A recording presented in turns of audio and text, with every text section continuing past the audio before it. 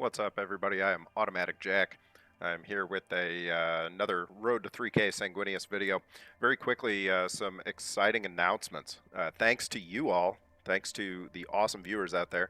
I have managed 1,000 views of my content now. That is incredible. I did not, honestly, I did not know if I was ever going to get to 1,000 views, and it has only been a couple months, and we are already there. That is amazing. Likewise, have hit 30 subscribers, which may not sound like a big number. To me, it is an absolutely staggering amount of support. I love you guys so much. Thank you for checking out the channel. I hope you enjoy it. If you have any suggestions, by all means, like every other video maker says, throw them in my chat. Throw them in my chat. One of my friends suggested making shorter form videos. I'm curious if you guys are interested in short form or you like the current format. Then one other quick and amazing announcement. I was invited by Scuff D to be on the Warp Chatter podcast. So if you have not heard of Warp Chatter is the certainly the best and possibly the only podcast about the Horus Heresy Legions. It's available on Podbean. I will try to put a link to it in my description. I believe they also upload their stuff on YouTube. You might be able to listen in on there. But Scuff and his guests have awesome insights about the state of the game. It is a great production, and yours truly will be joining them in February to talk about, I think, the experience of newer players. So please check out Warp Chatter. Whether or not you listen to the episode with me, it is a phenomenal use of your time. Otherwise, let's get to a little bit of Sanguinius ranked gameplay. I was so pumped when I got that Discord message. It was an amazing thing to see. Some of his other contributors on here, I'll get a Santar first up, are also YouTube streamers, so you can watch their great content also. One of them is Pirate Lahai, something like that. It's a French name. I would butcher it if I was. I am butchering it. Pirate makes awesome content though. Pirate Lahai. He is definitely worth checking out. He plays some hilarious stuff, and he also plays at a very high level. On righteous wings. I'll try to remember a link to Pirate's channel. Alright, so Santar can do a lot of damage to our boys with his power. He can do 3 damage, I think, for 2 energy, is that right? Yeah, 3 damage for 2 energy to infantry and Astartes. And since all we run is infantry and Astartes, that jams us up a little bit. So we're going to set up the Hermia. We don't have anything really good there. I think we'll start by cracking that down a little bit. If we happen to luck into a Bale's Fire, or if he hits our face, I don't think he's going to hit our face with this, but it's possible. Gotta get that Sistar off the board. Ooh, okay. We need to think about this. I don't think we have a means of removing this and getting... Yeah, we don't have enough damage to get in there, but we can put out some extra threat. And in the meantime, damage the Sistar. We'll toss the Posadians out there in the meantime. And get that out of the way. So he does have some clearing work to do here. We've got to get this out before it manages to draw a bunch of cheap to free cards for him. Sistar is a very dangerous thing to leave on the board. It's a strong turn 2 drop, especially when your turn 1 drop was a beefy front line like that.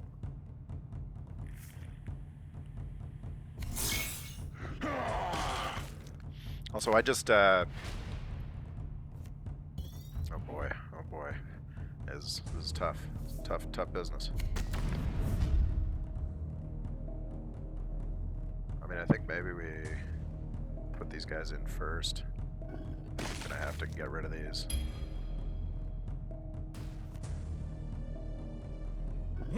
Now I really wish I had done this in a different order. Play your draw cards first, boys. Play your draw cards first. Bad mistake. Playing the draw card first would have stopped him from getting another 2-cost reduced card and taking a guy off the board. Fewer actions would have been nice. We do have a lot of pressure coming out. I mean, that's all right. We're doing okay with this. I would really like to get some draw with Prophecy, so I hope that he doesn't sack the Sistar, knowing that it's going to die regardless. I don't think that he's going to. I mean, if anything, he's probably going to try to protect it somehow. But he does have some choices to make, because he can get one of these drop pods with his power, leaving the other drop pod. You know, this guy's unstoppable. It's interesting as he can roll his space. Surprising. I'm a little surprised by that. Okay, he gets his shield up. That doesn't do a ton for him. And then does 4 damage to all units, which does actually do quite a bit for him. Okay. Yeah, that was a good answer. That was a good answer. And we deny ourselves the prophecy. Man, see, those little mistakes, you hear it all the time. That is what separates a decent player from the really good players. That's really what makes the difference. Alright, so we're tossing out the Furvius here to get draw. Get our 3 in there and get a little bit of draw up. We're getting a pretty cheap spear. I mean, assuming that he kills the Furvius, it's going to be at a 3 cost. It's not terrible. We would love a Host of Angels to come up, or if he drops something terrifying, we would love a Sanguinary Guard. But man, that grinds my gears, as old Peter Griffin might say. All right, so he gets the Furvius with a Mortar Strike. Probably what he was intending. Probably what he was hoping for there.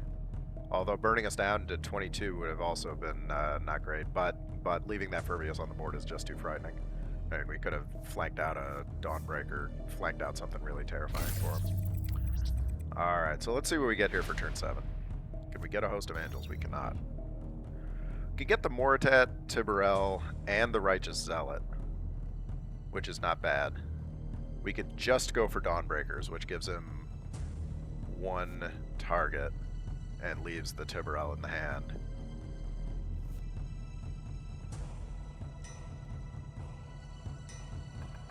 I kind of like the Tiburel in the sense of baiting removal and allowing us to maintain tempo.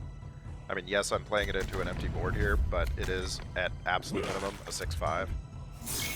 I mean, 6-5 for 5 is pretty good, and gives him a threat. He can't just, like, throw down a 7-cost troop and call it a day. He can throw down at most a 5-cost troop, and then try to call it a day after that.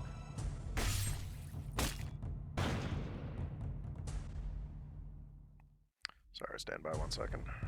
Let's commentate on what has happened here. Okay, so he kills the drop pod off.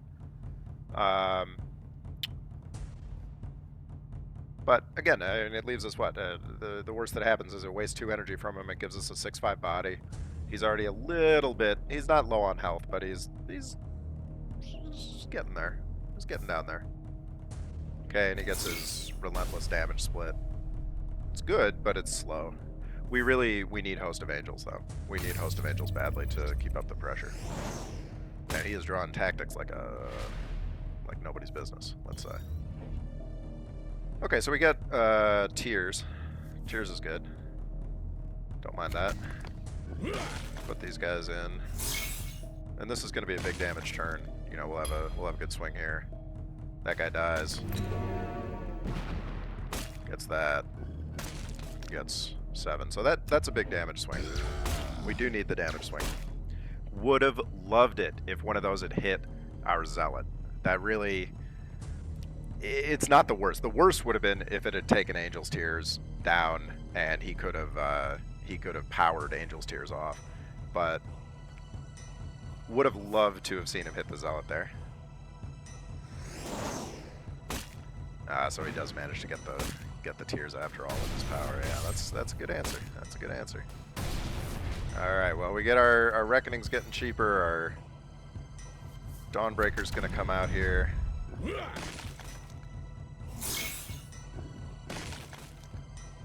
We don't have quite enough to get the... Okay, well, that worked out great for us. That worked out great. Lots of different things here could potentially win for us. We have paths to victory. A Blade and Carmine wins for us, provided he cannot heal, shield, etc. Front lines, the one thing this deck really excels against are front lines do not do the work that he needs. Okay, so Blade and Carmine helps us. Prophecy Revealed does not help us, but Crimson Spectre will do the deed. There it is. I know that Santar is a big meta warlord. Like, people really succeed with Santar. For whatever reason, Santar has never been a particularly effective warlord against me. I don't know what it is. It's just the decks I play, I guess. Corvax and Sanguinius seem to roll all over Santar, and I do not know why. Should we mulligan one of these 3-cost drops to try to get a Melorus squad?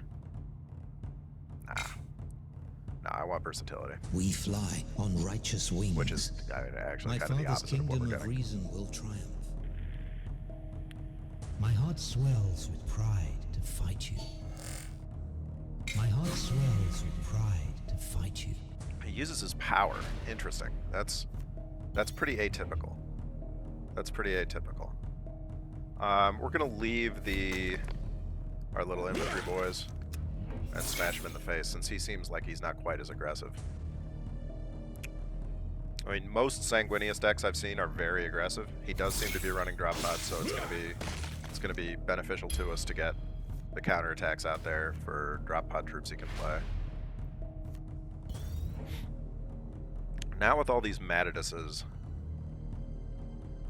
yeah, I think we'll probably Matadus up. Question is, do we go for the counterattack now? Probably not quite yet.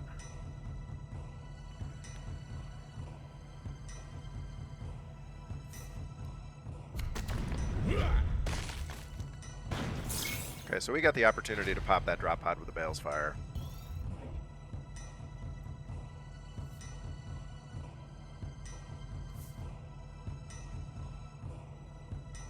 Or better yet, we have the opportunity to pop that drop pod with the Matadus squad, hit him in the face, and get that off the board. I like that. And then we're actually going to throw out our counterattack as well, just to give us a little more board presence. We're trying to out-tempo him. We're doing okay on cards. I mean, we're basically even on cards. Got a little bit better board, got a little bit more health, so according to most metrics, we're ahead here, but anything can happen. Now he can have... Oh, I'm surprised he did not have Prophecy revealed there. This is my automatic Jack of surprised face. I'm surprised that we did not see that. Okay, but we're definitely putting these guys in while we have the chance. I think we'll leave this last boyo alone, and we'll get our Amicus up, and we'll get a Zealot up as well. No, you know what, we'll just go ahead and sack that in. It's just one more infantry. That going second to Sanguinius really helps with that Reckoning. That's 2 free infantry right off the top. I mean, that's big news. Big news.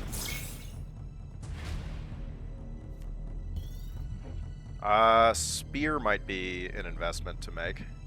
I don't love throwing a spear at a 6 cost, but it is 6 for 6.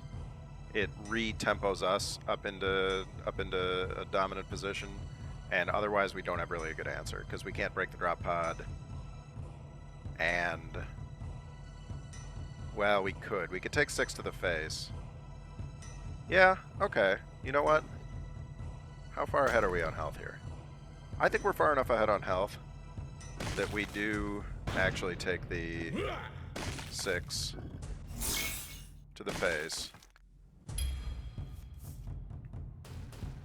because this gives us a pretty dominant board, and we've still got that spear. And now if he kills off a bunch of stuff, the spear gets cheaper. This lets us maintain the tempo at the cost of what, 6 health? I mean, we're running 8 ahead of him already. He gets his Host of Angels, okay. We don't quite have the Crimson Spectre, unfortunately. We're 1 turn away from the Crimson Spectre. That is unfortunate.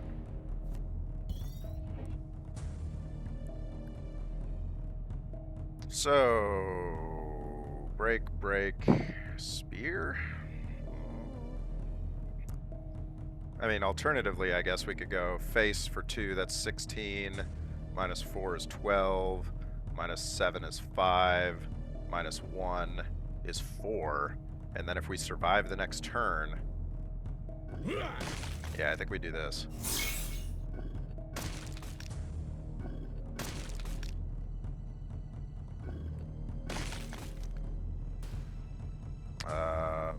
we can spear one of these guys, and or we could, I mean, we could just zealot and mad at us. Spear one of these guys. So we got the Crimson Spectre for next turn. So like, yeah, he can put in, you know, 2, 5, 7, 4. He can put in 11 points from his board and his Spectre. But he heals himself with the Spectre. Was not counting on that. Perhaps a bad mistake. Should have popped more drop pods. Should have popped more drop pods. We will heal up, of course, with our Spectre. So we'll get, you know, one of those hits back.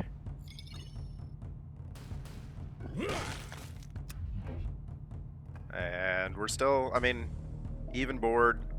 He's got a tiny card advantage. He's got the turn. He decides to tap.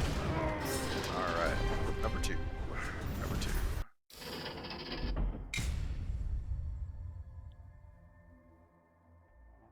Tarvitz was disgusted when he learned Fulgrim was allowing genetic enhancement of his legion. Well, for one thing, enhancement is a strong word for what was going on, and for another, I mean, pretty much anybody who was paying any attention to what Fabulous Bill was up to was pretty grossed out by it. Fabulous Bill is not a man whose medical ethics are currently within cert.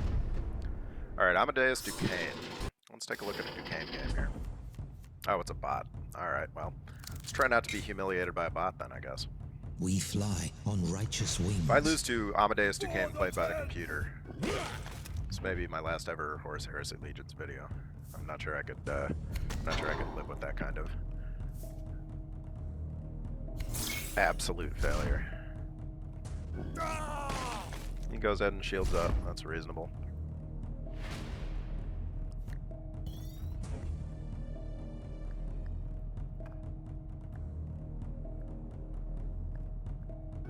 Yeah, we'll put that in over there and toss in our Matador squad. So this is the period of the day. I did not think my cunning plan all the way through. This is the period of the day when the sun comes screaming through the window directly into my face. You can see my glorious sun's rays coming in to make me, well, I mean, theoretically to make me healthy. But, well, he made his crazy computer mistake by dropping his health on that guy, so that lets us clear the board there. And we can flank a Tiberel down if he... Oh, yeah. Oh, yeah. We can... Oh, he's just going to take the 4 to the face. Fair enough. Thank you. Oh, we can actually flank an Amicus down, which I think is even better. Yeah, because we can Melorus... Oh, my. Oh, my. We did not consider things. We did not consider things. Whoopsie daisy. First off, hit this guy. Look at that luck. Better to be lucky than good, right? Better to be lucky than good. Alright, and if this was a human player, they would be probably crapping their pants right now.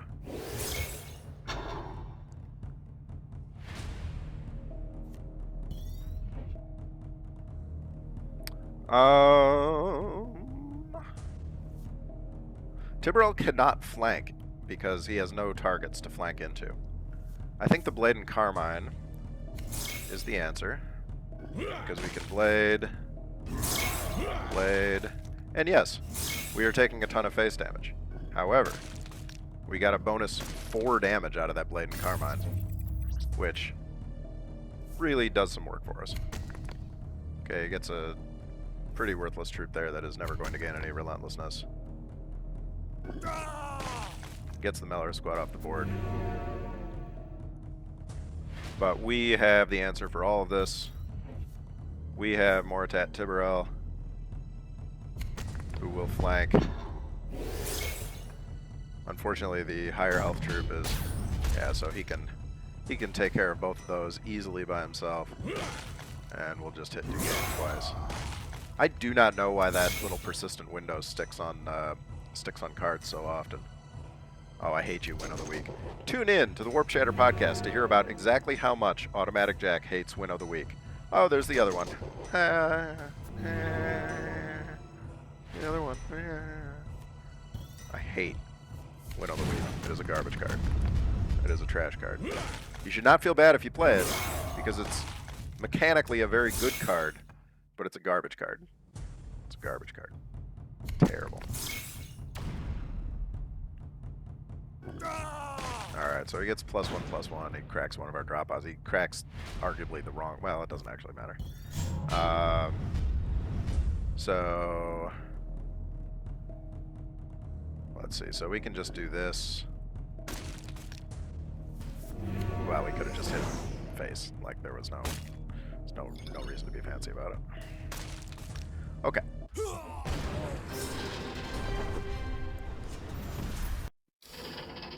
Managed to come up a little bit to 28-38. Let's take another game on here and see how we do. Oh, our boy Karn, my man Karn. Had to be Karn. Just when things were going so smooth.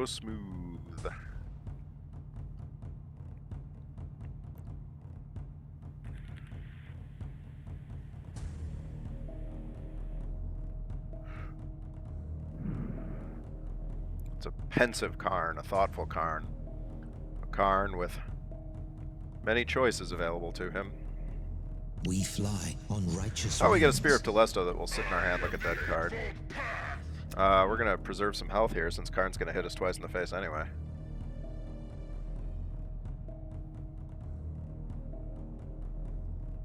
Yeah, this Spear is not going to do much work for us. No, sir. Angel's Tears potentially could, because if we can get some Zealots out, we can get some Fasadian Infantry out, low-cost troops that Karn's ping hits, that could accidentally screw Karn over. That could be bad for Karn. Karn does not like that.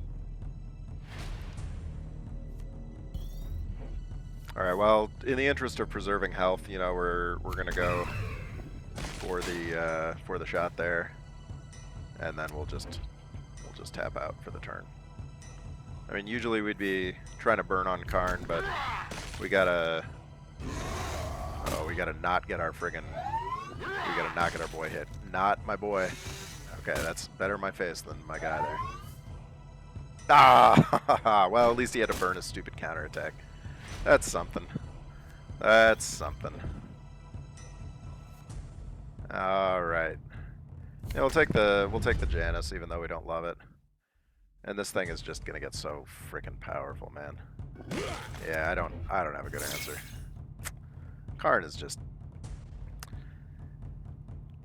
It's not the RNG. It's really not. Like, I know a lot of people get salty about Karn because, you know, he's an RNG warlord. Like, he does have a lot of, like, this kind of thing where he hits you, you know, like 4 times with bonus pings. God dang. It's what gets me about Karn. The reason I do not like the Warlord is you end up playing the same deck every single time. And, like, yes, I mean, that means to a certain degree that you can plan against it, but you're not going to run a deck that is planned against a single Warlord who you see in 10% of games. Oh yeah, this is over already. You're not going to run a deck that you see, or to counter a deck that you only rarely see. Yeah, we got nothing. We really got nothing.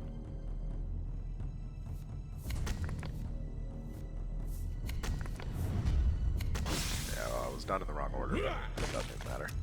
It really doesn't matter. I mean, there's no... He has us for 4, and then he... Clever move. So much pain could have Yeah, been avoided. I mean, Karn decks are just... Every single deck that is reasonably equipped runs Argus Brawn. Every single deck runs the 2 damage that gives Marks of Chaos. Every deck runs the when your Warlord attacks gain whatevers. Hear my cry. Bring me to you. The issue is not that, you know, they're wrong for running those cards, and it makes absolute and perfect sense. Absolute perfect sense. But it becomes kind of a slog, you know, kind of a slog to fight through. All right, so shall we do one more game? I think we've won 3, we've lost 1. Let's see. Yeah, let's play one more, and then we will call it. Oh, and it's Luther. Oh, God help us. All right, well, our luck ran out. Probably should not have just thrown ourselves right into another game there. But hey, that's the only way to get up there is to play games. So we're gonna play some games. Tell me what you guys want to see next season. Wings. Tell me what it We are is. the sons of We can Caliban. we can take a look at what our options are for Warlords. I don't have great collections outside of Blood Angels and Ruinstorm. I have a fair amount of Emperor's Children. I'm bad with them. We might do a series of trying to learn Emperor's Children, like a couple like 3 video or 3 game videos, because Emperor's Children, I have a hard time. I don't know. I have a difficult time making it work. But I know they're very good. I have Fulgrim. I've got a lot of their legendaries. But I don't know. The playstyle like escapes me. Maybe I'm not clever enough to do that mental math. Okay, so he's putting us back here. Interesting that he chose not to attack. I guess he wants to maintain duplicity. Just the Amica squad can come right back, and we'll just hit him again.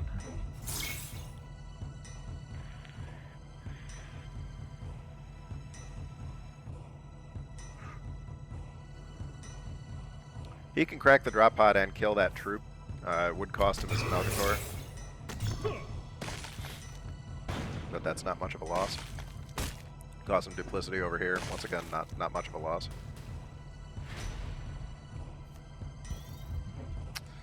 Wish we had a Clonidus to throw down next to this Hermia. We really don't. Maybe an Angel's Tears. Maybe. It seems like a waste just to use it as bait.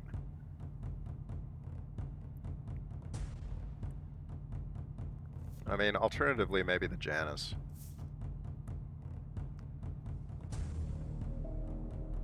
Or even if we're going for stats, even the Matadus, but then he trades off the...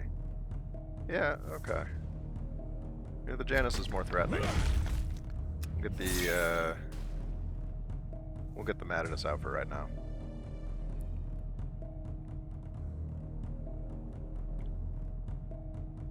So we got a 6 turn. So that was probably... Okay, so in retrospect, considering future energy would have been the thing to do.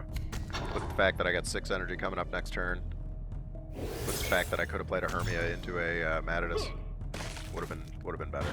Would have been better. Okay, so we can kill this. We can play a... This is pretty good. I mean, alternatively, so...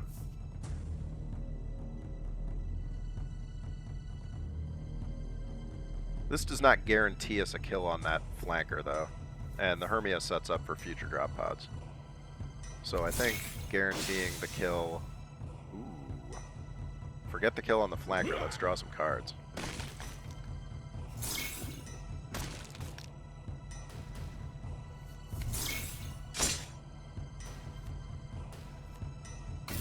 There we go.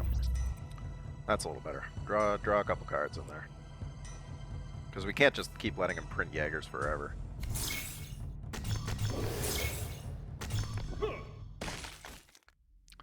We could use our battleship. I can never remember the thing or the name of that thing. For the life of me, I can never remember its name. We can Balefire one of these boys, and in doing so, kill this. So that's quite good. That's definitely going to happen. We cannot Balefire and Angel's Tears to take advantage of the sacrifice, however. But about the best we can do here is, well, you know.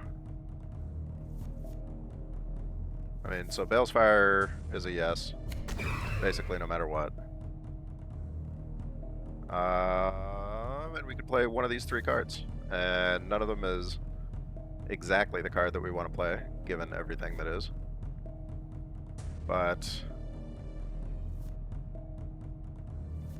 yeah, I think Melorus, just because, again, Janus is pretty useful. Okay, so we'll go for his face. And we'll take out his little deception printer. And one of his deceptive boys.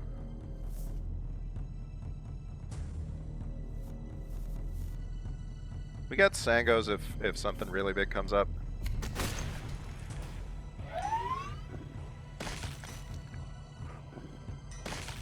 Speak of the devil.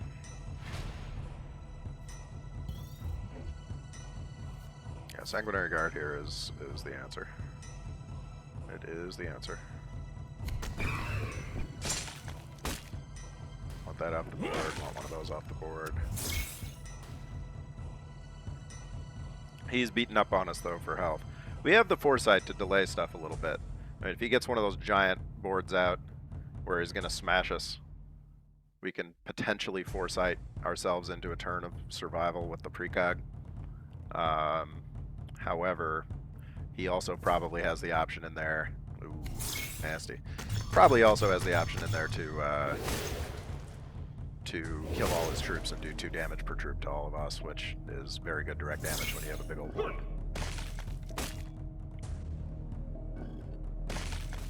Okay, trying to make space for himself.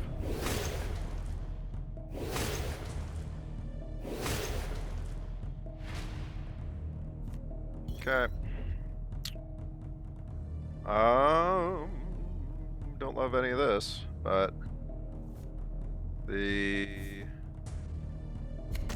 Janus into Angel's Tears, I think, is about as good as we can do, and we're so low on health that we can't keep affording to smash him in the face. I mean, he can take us down to 12 this turn, and Foresight is no defense against the unit abilities. So it does have its limits. We're a little light on AoE here. The only AoE we have there is that battleship, whose name I cannot remember, who lurks in my deck somewhere.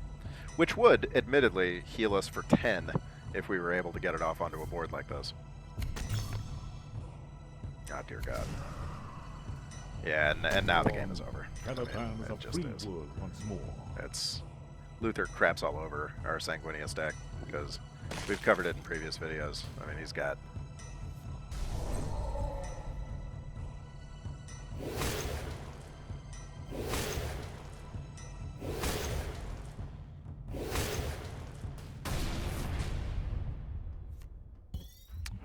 Yep, not doing it.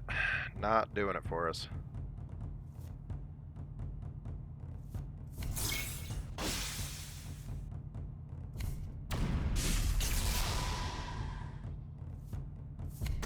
We'll go down swinging.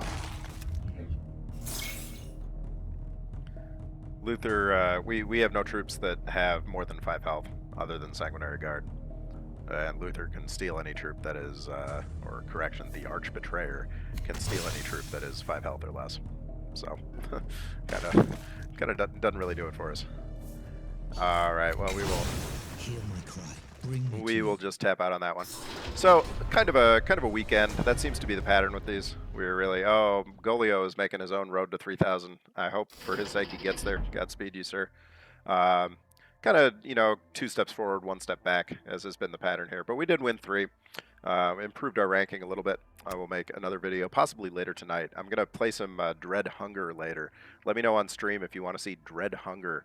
If you have not checked it out on Steam, it's a social roles deduction game that looks absolutely amazing. It's set during the expeditions of the Northwest Passage, so 2 out of 8 crew on a ship are evil cannibals who are trying to sabotage the other 6.